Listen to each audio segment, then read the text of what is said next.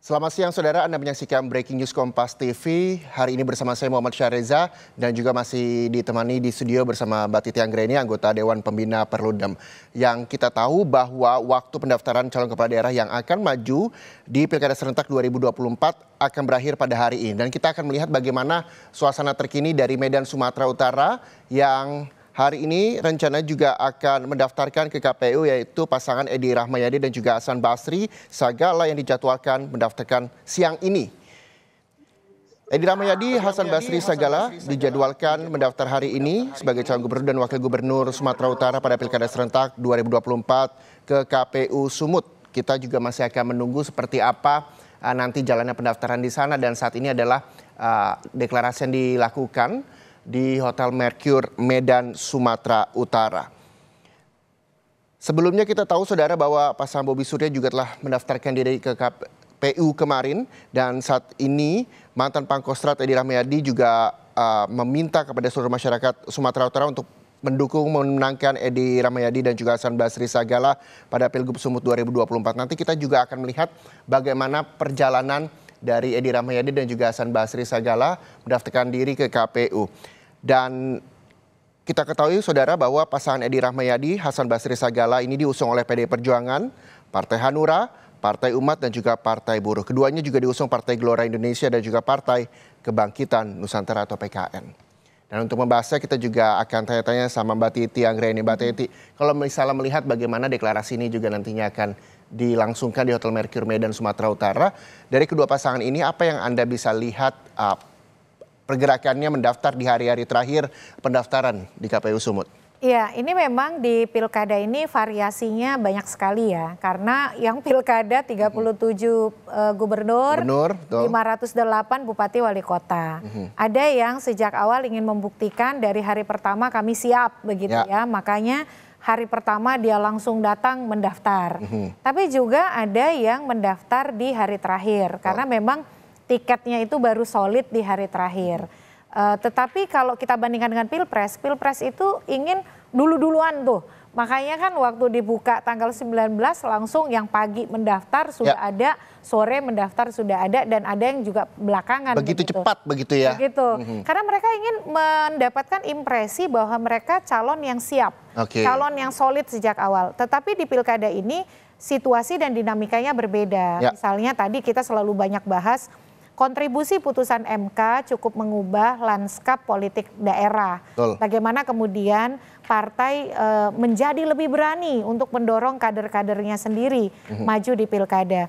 Khusus misalnya untuk Sumatera Utara ya, kalaupun tanpa berkoalisi dan tanpa putusan MK, PDIP memang sudah sejak awal bisa mengusung sendiri calonnya. Calonnya betul. Di tengah misalnya koalisi gemuk, Kim Plus yang sudah duluan mencalonkan Bobi Nasution begitu.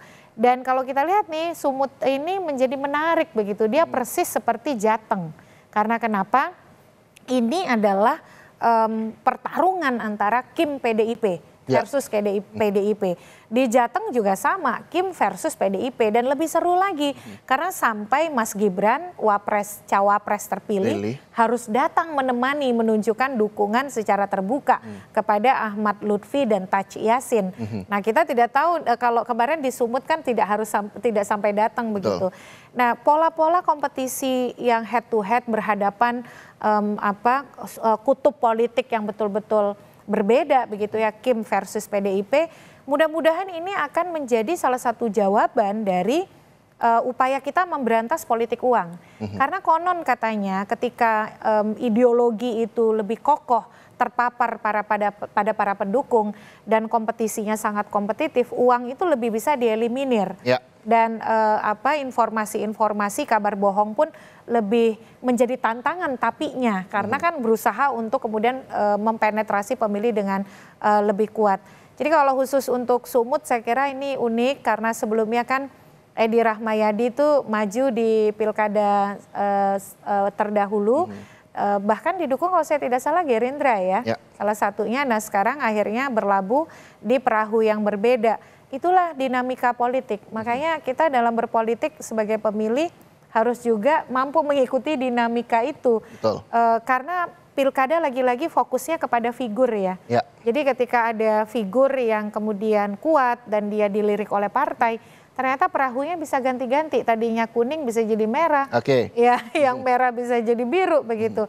Nah, kedewasaan politik dan kemauan kita untuk meliterasi soal visi misi program itu lagi-lagi jadi sangat penting. Karena rekam jejak itu menjadi salah satu referensi, tapi tidak cukup hanya rekam jejak, tapi apa yang mereka tawarkan untuk daerah itu juga harus jadi perhatian.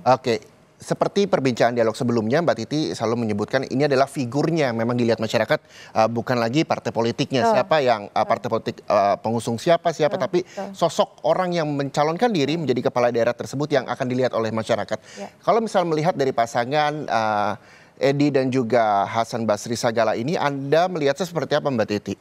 Ya, Edi Rahmayadi adalah incumbent, ya, yang dulu di pilkada sebelumnya kan luar biasa ya, seolah-olah juga memang pertarungan sumut pada waktu pilkada lalu itu luar biasa tuh 2018 begitu. Jadi kalau kita lihat ini karakter yang ingin ditawarkan oleh pasangan calon ini karakter pemberontak gitu, atau dalam artian bukan pemberontak yang konotasi negatif, tetapi pejuang.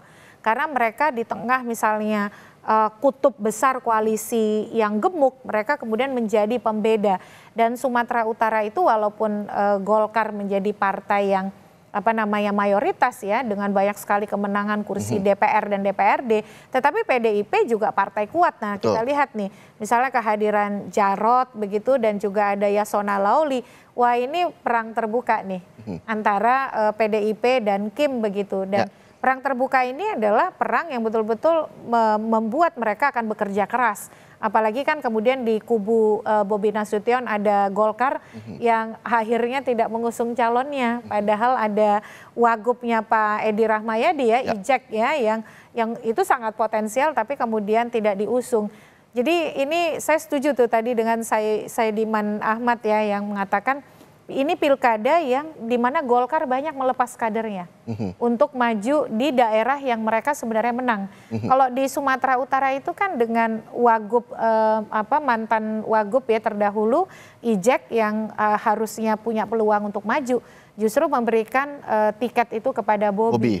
Ya walaupun ini menarik karena pasca 20 Oktober Pak Jokowi tidak lagi jadi presiden dan meski Bobi sudah pada posisi bagian dari Gerindra, tetapi apakah militansi partai-partai yang ada di dalam Kim untuk memenangkan Bobi di Pilgub 2024 itu akan sama kuatnya dan sama solidnya dengan posisi hari ini?